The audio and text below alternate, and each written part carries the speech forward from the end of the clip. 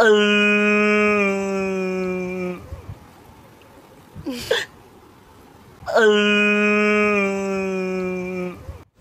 morning mga ka-fish keeper. Simple tips po para hindi po tayo mamatayan ng mga isda. And make sure po na lagi nyo tatandaan to.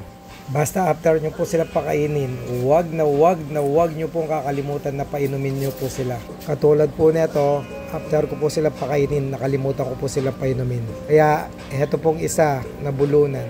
Makakaluno siya, may deduya tuloy George. Gago!